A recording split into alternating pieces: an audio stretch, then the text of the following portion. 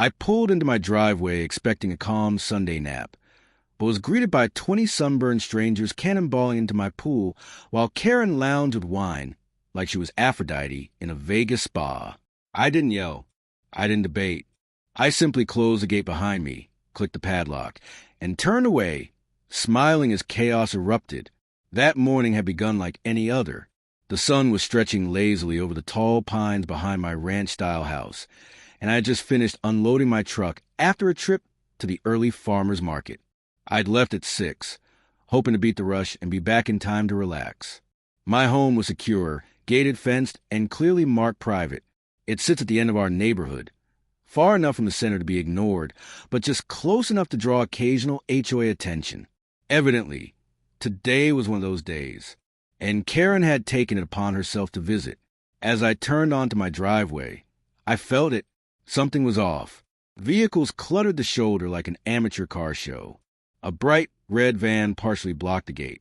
Some food truck I'd never laid eyes on was humming by the hedge, pumping out pop music at full blast. I slowed the truck, confused. Then I saw them, balloons. Neon pink balloons bouncing next to my pool gate. The scent of grilled meat hung thick in the summer air. I blinked hard, wondering if the heat was playing tricks on me. But the closer I got, the more ridiculous it looked. Teenagers launched themselves from my diving board. A woman with a floppy sun hat gestured toward a snack table that I had definitely never approved. My pool towels were spread out like resort linens. And there, reclined in my favorite wooden chair, crusty sandals off and sunglasses perched like a crown, was Karen. She lived 2 doors down, the HOA self-declared monarch. She once filed a complaint over my mailbox's shade of green. But today, I was in charge. I locked the gate. I walked away. And I let karma do its thing under the afternoon sun. There she was, lounging beside my pool with a glass of white wine, as if she were chairing some suburban garden party. I parked without a word. The anger buzzed low and steady in my chest, but I kept it there. No point in making a scene just yet. I circled the house, keeping low, out of the pool's line of sight. That side gate, the one I always locked, was hanging wide open. She must have forced it, or maybe picked it. Either way, she had trespassed. No note, no knock, no request, just took what wasn't hers. I stepped toward the main pool gate and gave it a tug. Loose, just as I thought. They had no idea. I slipped the padlock through the latch and snapped it shut. Click. Then I headed back to my porch, pulled out my phone, and opened the app linked to my pool cam. I'd installed it after Karen once filed a complaint about a raccoon infestation on my property. That fake complaint cost me $50 and a warning notice. So I installed the cameras out of pure spite. And today, that pettiness paid off. On screen, Karen laughed.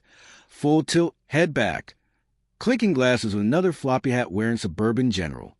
They had laid out what looked like a charcuterie board on my poolside table. My umbrella had been moved. Someone tossed chips into my flower bed like it was a trash bin. I exhaled slowly, eyes on the feed. One of the teenagers headed to the gate to grab something from their car. He pulled once, twice, his brow furrowed. He called out. Karen turned toward him, clearly annoyed, dripping from her swim and wrapped in a plush robe. She marched over, flipped the latch. Nothing. She tried again. And then, that perfect moment. Her face. The shift from smug satisfaction to confusion and slow-burning panic. Who locked us in? She barked. I stood still, watching it all unfold. A handful of guests drifted toward the gate. Murmurs rose. One man attempted to climb the fence. A woman whined about her purse in the car. Complaints started rippling outward like waves. And then, above it all, Karen's voice rang out. This is just a misunderstanding. Everyone stay calm. I smiled, leaned back in my chair, and turned up the volume. He probably locked it by accident. I know the owner. He's nice. That's when I stepped into view. Silent, calm, just standing by the gate, watching, smiling. Karen's face flushed a deep crimson. She stormed over, yanking her robe tighter around her. Open the gate. Right now. This is illegal. I lifted an eyebrow. Mine telling me how 20 people ended up in my locked backyard without permission?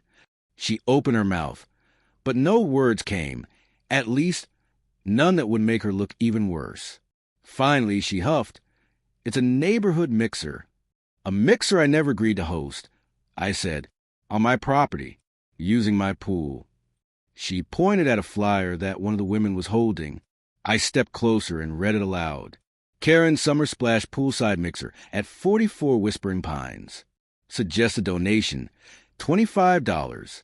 Bring towels. No lifeguard on duty. My address. My backyard. Not a single mention of my name." I looked up at her. "You charge this?" Her face went pale. Someone behind her muttered something about Venmo. People started glancing at each other. A couple women quietly grabbed their purses and made their way back toward the lock gate. Karen demanded I open it. Let them out right now. I told her I'd already called the police, and that anyone who didn't want to be here could explain things when the officers arrived. She screamed, "You're overreacting." I spoke low, measured. "You broke into private property. You invited strangers. You hosted a paid event without permission. That's trespassing. That's illegal." Her jaw clenched. No witty comeback. No HOA citation to hide behind. A kid tossed a half-eaten burger into the water.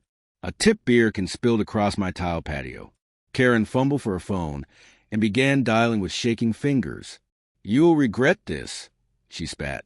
"This is harassment. This is kidnapping." I stared at her, unblinking. "You're free to leave," I said, just as soon as the officers opened the gate. "Just not through my property."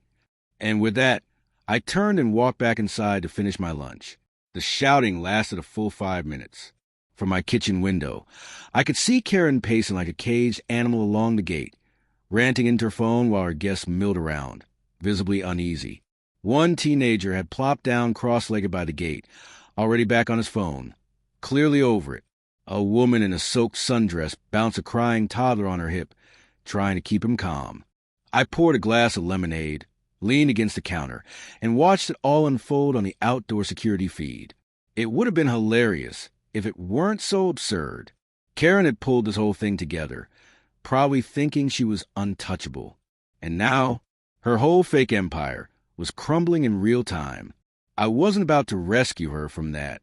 Eventually, a man in damp swim trunks walked over and asked her why they couldn't just leave. She spun on him like a snake, waving her phone and saying she was handling it. He didn't buy it. He pointed toward the house, maybe suggesting someone just talk to me. But Karen raised her voice, declared this was now a legal situation, and insisted everyone stay calm. The man just shook his head and walked away muttering. From the pool, someone called out, "Is there any more food?" Karen ignored them. Near the cabana, a few guests had started cleaning up the makeshift drink station they'd set up using my outdoor sink and counter. It was clear now they knew the party was over. Towels came out. Wet hair got wrung. And one by one, they started gathering by the fence like stranded tourists waiting for a bus that wasn't coming. The look on Karen's face said it all. She had lost control, and worse, everyone knew it. Then came the moment I had been waiting for. Karen pulled out her phone and made a second call. I knew instantly it was to the police. Her tone dropped into a high-pitched panic. Suddenly, she was breathless, distressed, on the verge of tears. She told the dispatcher she and her guests were trapped in someone's backyard, that the homeowner had snapped, that there were children present, and she feared for everyone's safety. She called it aggressive. She used words like hostage, unstable, and dangerous. I nearly spit out my lemonade. It was laughable, pure community theater, just without the talent. Just to cover myself, I picked up my own phone and called the non-emergency line. I calmly explained the situation. I was the owner. I'd returned to find uninvited people on my property. The gate had been locked for safety. I had surveillance footage, and I was fully prepared to cooperate. The dispatcher paused, then chuckled slightly when I mentioned someone claimed it was an Airbnb. She thanked me and said officers would be on the way to resolve it. As we waited, the backyard drama kept escalating. A young woman in a pineapple print Bikini started arguing with Karen by the grill. I couldn't hear the words, but the hand gesture said enough. She was furious, jabbing her finger toward the flyer. Karen, clearly flustered, kept motioning for her to quiet down. Finally, the girl stormed off to the gate and shouted, "Is this even a real rental?" I cracked a window and said, "Nope, it's my private home, not a rental. No one was given permission to be here." Her face dropped. She turned back to Karen like a volcano about to erupt. Then a guy in swim trunks made a break for the back fence. Bad move. He got one leg over before slipping, crashing into a hedge and scraping his knee across the decorative stone border. Karen rushed to him, probably worried he'd sue her. He cursed her out and limped away, bleeding and furious. A guest tried to hand him a towel. He waved it off. At this point, the party vibe had officially died. All smiles gone, just damp bodies and rising tempers. Then came the sound, that low, pulsing whoop of a police cruiser pulling up. 2 squad cars eased into position just outside the gate. Karen sprinted toward them, arms flailing like she was hailing a lifeboat. I stepped out the front door, calm and collected, my phone in one hand, my ID in the other. The lead officer met me halfway down the drive. I laid out everything, showed him the footage, pointed to the flyer one of the guests still held in her soggy hand. Karen kept trying to shout over me from the far side of the fence until the second officer raised a hand and told her firmly to step back. The 2 of them walked to the side gate and confirmed it was, in fact, locked from the outside. I waited for their signal, then slowly undid the padlock and pulled it open. That was all it took. The guests began flooding out like soaked strays abandoning a flooded basement. Some mumbled quiet apologies. Others glared at Karen. Their vacation energy now curdled into frustration. One man in a neon tank top pulled out his phone and started filming her, loudly saying he wanted proof in case she denied taking their money. Karen turned on him fast, her voice high and hoarse now from all the yelling. Her power? Gone. The illusion of control had shattered. One officer gently pulled her aside for questions. The other turned to me and asked for the full story. I gave it, from the unlocked side gate, to the unexpected crowd, to the flyers and Facebook posts I had just screenshotted. It was undeniable. Karen hadn't just trespassed. She had organized and possibly profited from a full-blown event on my land. That bumped things up a notch. Maybe from simple trespass to a criminal act. They asked if I wanted to press charges. I told them I wasn't sure yet, but I would absolutely be filing an HOA complaint and likely pursuing a civil case. That's when Karen, still dripping pool water in desperation, suddenly clutched her chest. She gasped, said she couldn't breathe. Her knees bent slightly and she swayed. One officer stepped in, gently asking if she had a condition. She nodded fast, wheezing, and then pulled out her phone. She wasn't dialing 911. She was recording, trying to script her next performance. The officer caught on and asked her, calmly but firmly, to put the phone away and sit down on the lawn. By then, most guests were gone. A few lingered, phones in hand, trying to figure out who exactly had taken their digital $25. One older woman muttered that she'd never trust another Facebook invite again.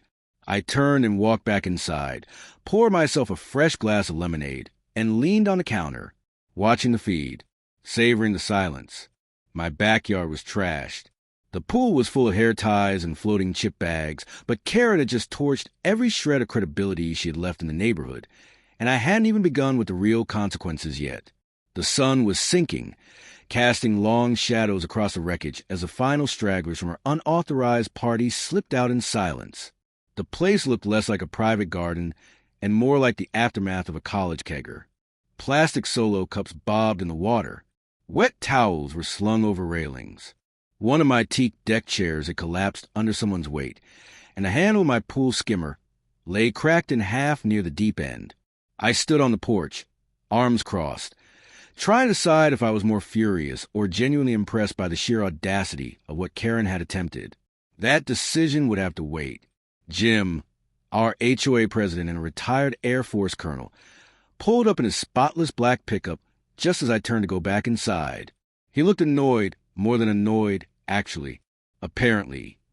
The entire neighborhood was already buzzing, and Jim had fielded half a dozen calls from other board members before dinner. They wanted answers. I invited him in, handed him a bottle of water, and led him straight to my home office. Jim was a facts-first kind of guy. As soon as I played the surveillance footage of Karen unlocking the side gate and greeting party guests like she was hosting a garden gala, his jaw went tight. Then I handed him the flyer I'd found floating under a deck chair. Karen's Summer Splash.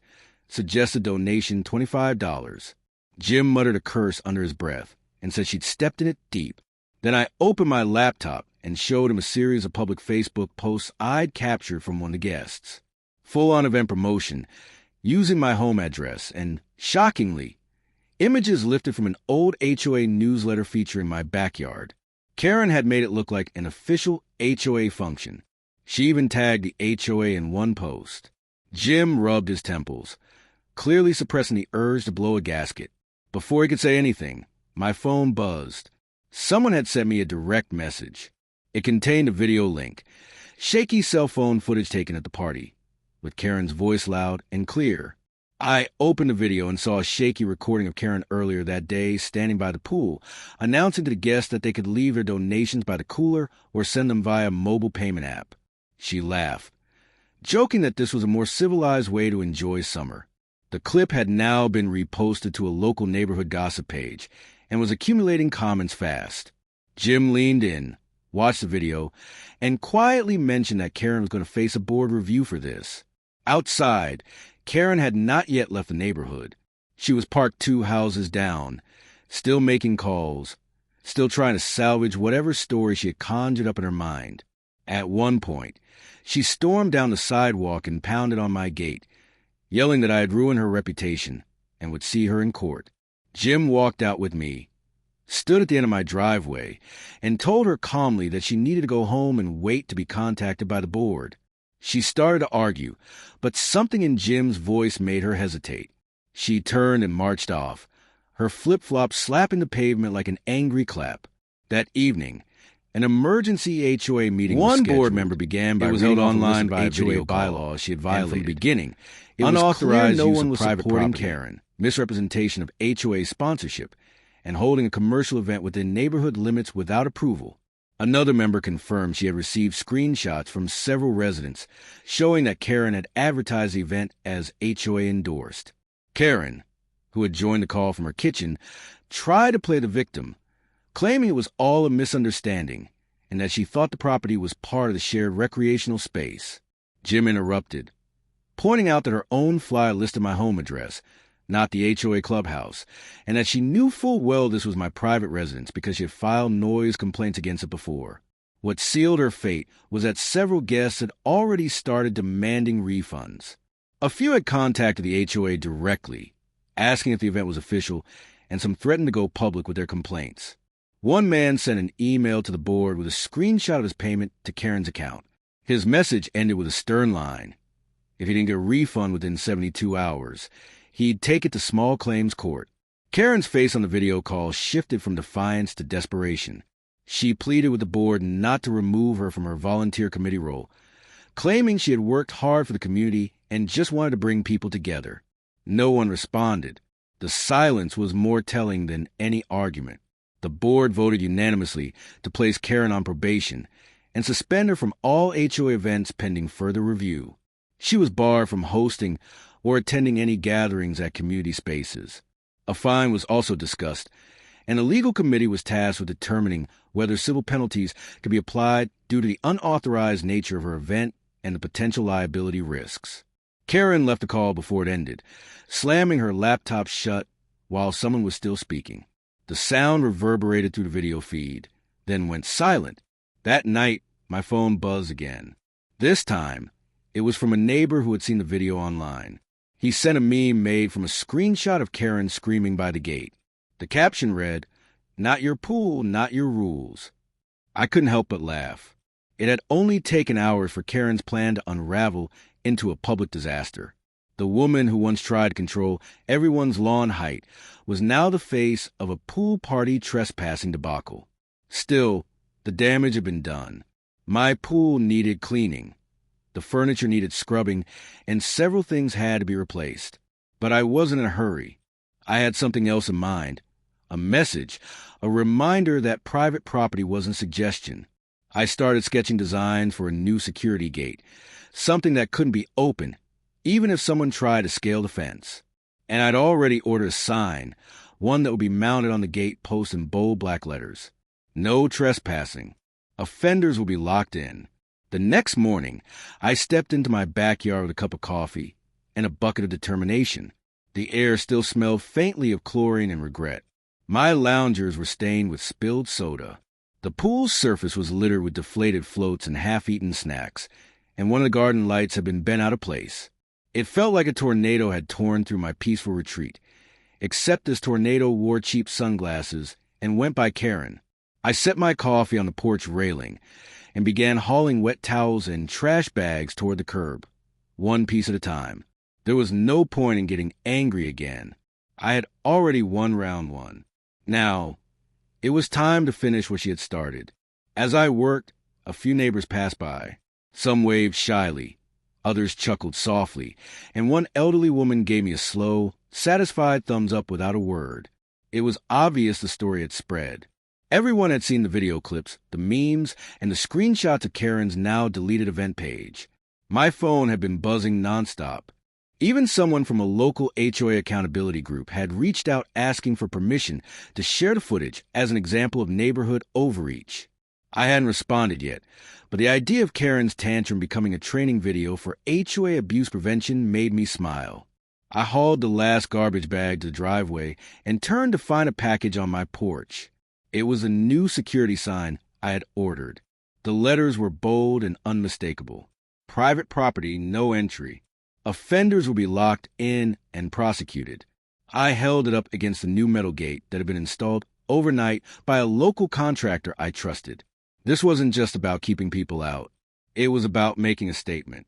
This was my land, my pool, my rules, and anyone who thought otherwise could enjoy the view from behind bars.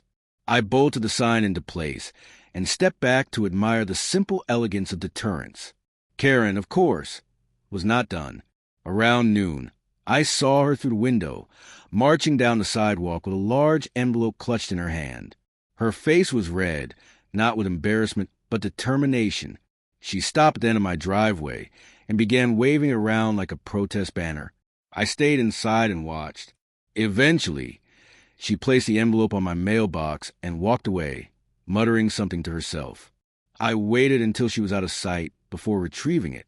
Inside was a letter printed on cheap paper with a dramatic heading. Notice of property use dispute. According to her, my property was subject to something she called shared recreational zoning due to an old, now defunct clause in the community charter. She included 2 blurry photocopies of what looked like a 2005 newsletter and a map with a circle drawn in red ink that didn't even touch my property lines. It was nonsense, desperate, shaky nonsense. I took a picture of the letter and forwarded it to Jim and the HOA board along with a note that said Karen had officially entered the fantasy realm. Less than an hour later, Jim called me directly. He was laughing so hard I could barely understand him. He told me not to worry, that the documents were outdated and irrelevant, and that Karen was grasping at anything she could find to justify her behavior. She had apparently been calling other board members all morning trying to get them to issue me a warning for locking the gate, and every single one had told her the same thing. I had the right to protect my property. She had broken the rules. End of story. But Karen wasn't one to go down without a show. That evening, she took it one step further. I was on my back porch grilling a few burgers when I heard the sound of something being wheeled down the road. I looked up to see her dragging a folding table and a rolling speaker toward the front of my property. She was followed by 2 folding chairs, a stack of printed flyers, and her sister Linda, who looked like she'd rather be anywhere else. They set up shop near my driveway, just outside the property line. Karen placed a large poster board on the table that read in huge red letters, "Pool sharing is a right." She turned on the speaker, which started playing some sort of marching tune, and began handing out flyers to anyone walking by. I stood in silence, flipping my burgers as the absurdity unfolded. Karen, now fully entrenched in her own delusion, was staging what she called a community awareness demonstration. She shouted over the music about inclusion, summer access, and how the neighborhood deserved to enjoy the luxury of shared spaces. A few neighbors stopped, but none joined. One teenage boy took a flyer, read it, laughed, and walked away, shaking his head. Linda sat in her chair, fanning herself, clearly mortified. After about 20 minutes, Karen noticed I was watching from the porch and raised her voice even more.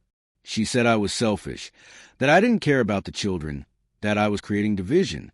I just turned back to my grill and poured another glass of iced tea. It didn't take long before the show fell apart. A gust of wind knocked over the poster board. The speakers started glitching and looping the same 2 seconds of marching music. Linda stood up, said something under her breath, and walked away without looking back. Karen scrambled to keep things together, try and tape the sign back to the table, but it flopped sideways every time she moved. The few people still watching began to drift away. She eventually gave up, packed everything up with angry, jerky motions, and dragged the whole sad setup back toward her house. I watched her go, half expecting her to turn around and yell something dramatic, but she just kept moving, humiliated and sweaty under the setting sun. The following morning, the final blow landed. A clip from the protest had been picked up by a local satire page and turned into a viral video. It showed Karen shouting into the wind with the sign falling over and the audio glitching, while someone added cartoon sound effects and zoomed in captions like "Justice for pool people and let my swimmers go." The video was everywhere by lunchtime. Karen was now internet famous for all the wrong reasons. The HOA received emails from people as far as the next county asking if the pool protest lady was real. Jim sent me a message that just said she's done. I replied with a thumbs up and a photo of my new sign. I spent the rest of the day power washing the patio, replacing the broken garden light, and adding an extra lock to the pool gate. As the sun dipped low and the sky turned golden, I finally sat down in a dry lounger with a cold drink and watched the steam rise from the warm pavement. No noise, no strangers, no Karens, just peace. For the first time in days, my backyard felt like mine again. 3 days passed without a single knock at my door, a single flyer on my mailbox, or a single shriek from across the fence. It was quiet, almost suspiciously so. The pool glistened under the afternoon sun, finally clear again after 2 rounds of deep cleaning and a full filter replacement. I had repaired the snap skimmer handle, re-stained the deck chairs, and even added a few solar-powered lights along the pathway. Everything was slowly returning to normal. But even with the calm, I knew the storm hadn't truly passed. Karen was too proud, too entitled, and too loud to let it all fade away without one final act of self-destruction. And right on cue it came. It started with a whisper. One of the HOA committee members, a mild-mannered guy named Frank, who mostly handled landscaping schedules and barely said more than a sentence in meetings, emailed me a tip. Apparently, Karen had scheduled an emergency HOI complaint review against me. She claimed I had threatened the safety of community members by locking the gate during the pool incident. She wanted me cited for reckless endangerment, intimidation, and for creating what she called a hostile environment. Frank's tone in the message was apologetic, like he didn't even want to be the one to deliver the news. But I wasn't surprised. Karen had backed herself into a corner, and now she was looking for a way out by flipping the narrative. The review was scheduled for Friday evening at the HOA clubhouse. I showed up early with printed copies of surveillance footage, police statements, screenshots of Karen's event pages, and a fresh letter from my lawyer confirming that no laws were broken on my end. Jim was already there when I arrived, pacing near the coffee station with a face that said he wanted nothing more than to cancel the entire ACO and move to the mountains. He gave me a tired nod and gestured toward the table where the other board members were gathering. Karen entered 10 minutes later, wearing a blazer far too formal for the occasion, and dragging a roller bag filled with binders. She had clearly come prepared to give a performance. The meeting began with her speaking first, and she launched into a long, exaggerated monologue about how she had merely tried to create a sense of togetherness in the community. She painted herself as a victim of harassment, claiming that my decision to lock the gate traumatized several guests, particularly the children, and that I had shown aggression by filming people without their consent and posting the footage online. She waved a few printed screenshots from the meme pages, pointing to the comment sections as proof of defamation. When it was my turn, I kept things simple. I laid out my evidence without emotion. Footage showing the gate was locked only after Karen had already invited guests onto my property. Police reports confirming I was within my rights. Multiple messages from her own guests stating they had been misled and had paid money to attend. I reminded the board that Karen had repeatedly violated property laws, misrepresented the HOA, and attempted to frame herself as an authority when she had none. I also noted that I had not uploaded any videos myself. Anything online had been shared by others who attended or who had seen the public post. I had merely secured my home and reported trespassing. The board members looked increasingly uncomfortable as the meeting went on. Even the ones who usually tried to stay neutral were shifting in their seats, clearly wanting it to end. Finally, Jim stood up and addressed everyone. He reminded them of the core responsibility of the HOA, which was to maintain the safety, privacy, and trust within the neighborhood. He said that Karen's actions had violated all three. He then turned to her directly and said that while everyone was allowed to make mistakes, what she had done went beyond that. It was willful, it was manipulative, and it endangered the reputation of the entire HO. The board voted to formally censure Karen. She would be removed from all committee positions effective immediately. She was banned from organizing, attending, or promoting any neighborhood events for 1 year. Additionally, a fine of $500 would be issued for property misuse and unauthorized event hosting. Karen's mouth fell open. She stammered that this was unfair, that she had never been treated this way in her life. When no one responded, she gathered her binders, shoved them back into her roller bag, and stormed out of the room with a loud huff. After the meeting, a few neighbors approached me quietly, some offering thanks, others just shaking their heads at the whole mess. One woman told me her daughter had come home from the pool party in tears, confused why she had been locked in someone else's yard. Another man said his teenage son had been the one who tore his shorts trying to climb the fence, and that while he didn't blame me, he would like Karen to reimburse the damage. It was clear the community wasn't on her side anymore. Whatever influence she thought she had was gone. The next day, I received a knock on the door. It was a mail carrier with a stack of certified letters. Each one was from a guest at Karen's party, demanding a refund or threatening legal action. She had written my name on one of the event registration sheets as an emergency contact. My lawyer advised me to ignore the letters and respond with a standard statement declaring that I had not hosted the event and had no involvement. Still, the pile of envelopes was satisfying in its own way. Karen was being buried under the very thing she had tried to weaponize against me. Paperwork, complaints, receipt. The weight of her lies catching up in slow, heavy waves. I walked down to the end of my driveway and opened the gate. My new sign still stood firm. I added a small second one below it. Trespassers will not be escorted out. Just watched. The neighbors who passed by that day laugh. One of them asked if it was a joke. I said it depended on who was reading it. Later that evening, I grilled again on the porch, enjoying the golden sunset while soft music played in the background. No cars slowed down near my fence. No one tried to sneak in. The pool reflected the sky like glass. For the first time in weeks, the calm felt real. Not the silence before a storm. Just peace earned, sealed, and locked in. By the following week, Karen had all but disappeared from neighborhood life. Her once daily patrols around the block had ceased. Her signature floral hat was missing from the streets, and the sound of her voice, which used to echo from driveways and HLA gatherings, had gone completely silent. No more complaints about mailbox paint. No more thinly veiled warnings about grass L violations. And no more flyers taped to community notice boards with her signature bold red font. It was like someone had yanked her batteries out. But that quiet didn't mean she was finished. Karen was a storm with slow return, and I knew better than to believe she retreated without one last desperate scheme. That final scheme came in the form of a news van. I was on my porch cleaning the grill when I noticed a small local station, vehicle rolling slowly down the street. At first, I thought maybe they were lost. Then the van pulled into Karen's driveway. Two people stepped out, one holding camera and the other flipping through a notepad. Karen emerged from her front door wearing full makeup, a business casual outfit completely inappropriate for the heat, and a folder clutched dramatically in her arms. She greeted the reporters with forced enthusiasm, gesturing toward the street and pointing across the neighborhood. My gut told me exactly where this was going. I went inside and turned on the TV. 10 minutes later, the teaser appeared. Neighborhood dispute escalates. Local woman claims retaliation over pool party.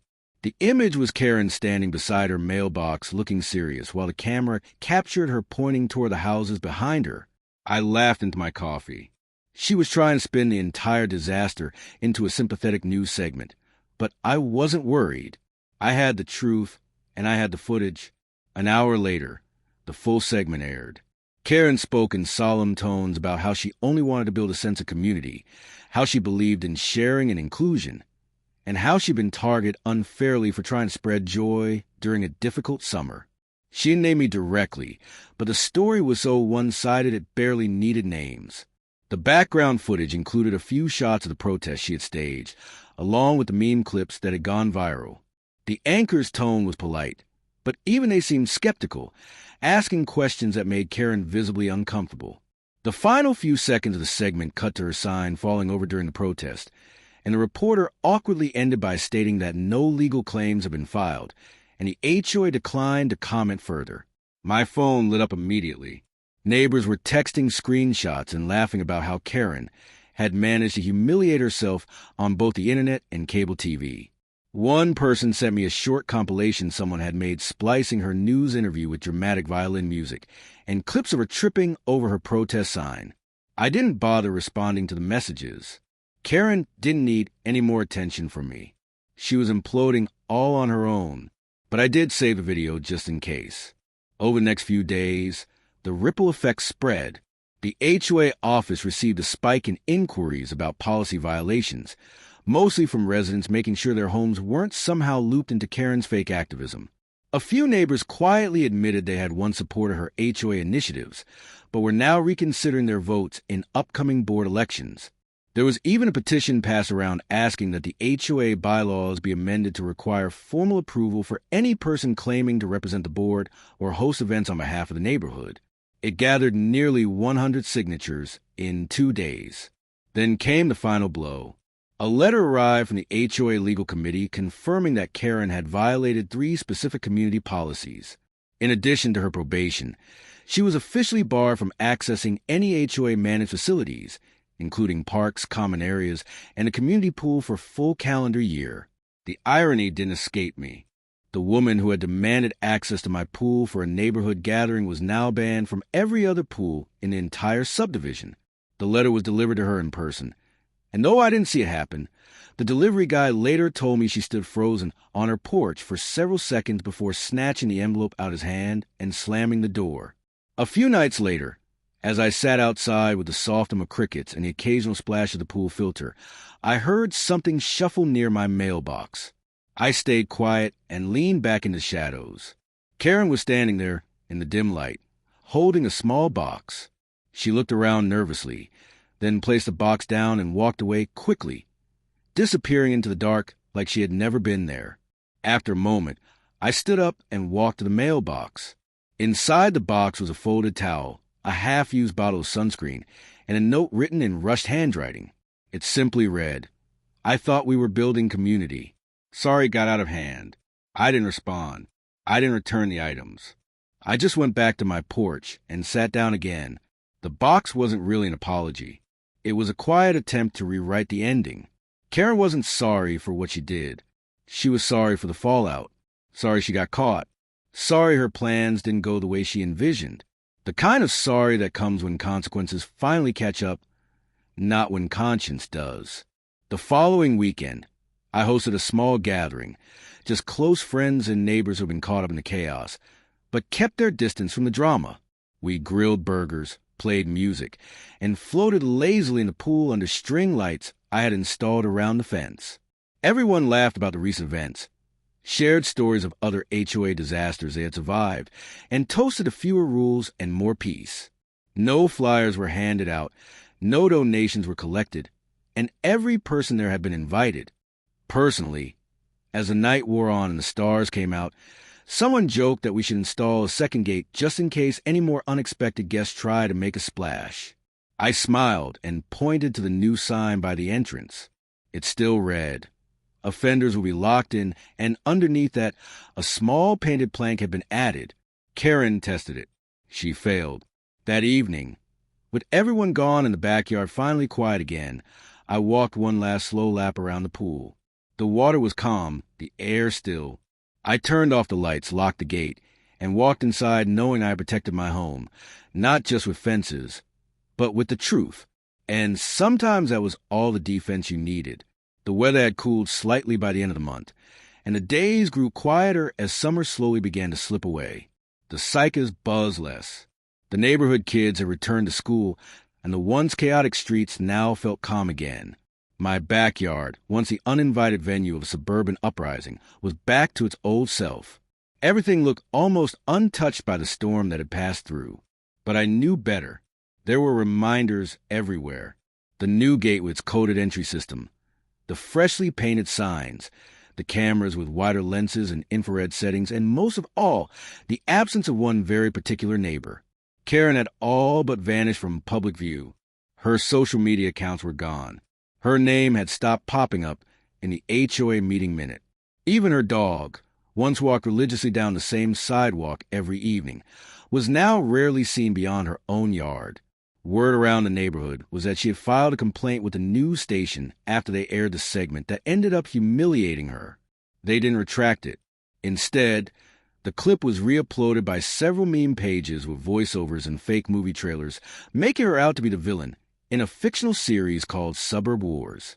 It was absurd, but that seemed fitting. The whole thing had been absurd from the beginning.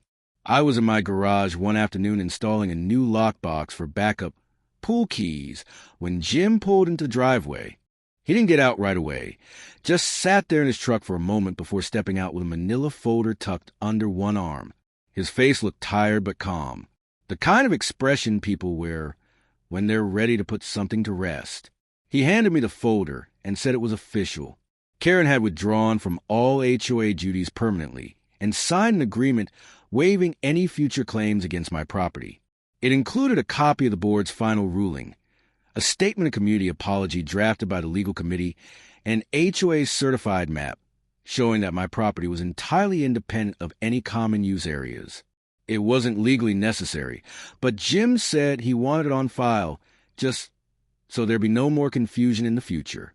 I thanked him and we sat on the porch for a while, sipping cold drinks and watching the streets stay peacefully uneventful. Jim told me there had been a spike in HOA resignations recently. People were tired of the drama. They wanted fewer restrictions, less arguing, more autonomy. For the first time in years, residents were asking for the board to reduce its scope, not expand it. Karen had done more to inspire reform than any meeting or vote ever had. Funny how chaos often leaves behind something cleaner in its wake. Later that week, I received a handwritten note in my mailbox. This time, it wasn't from Karen. It was from one of the women who had attended the infamous pool party. She wrote that she hadn't known Karen was misusing the property, had felt awful about the way things unfolded, and had been too embarrassed to say anything at the time. She enclosed a small gift card to a local home goods store and a message that simply said, "Hope this helps with cleanup." I didn't know her, didn't expect anything from her, but that single act of decency softened something. Not everyone had meant to cause harm. Most had just followed someone who spoke with confidence and forgot to ask the right questions. That's how a lot of trouble starts. I used the gift card to buy a few planters and some new lights for the backyard. Something fresh. A reminder that things grow back, even after they're trampled.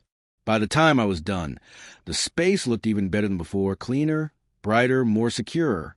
Not because I had locked it down, but because I had reclaimed it, and with it a little more peace of mind.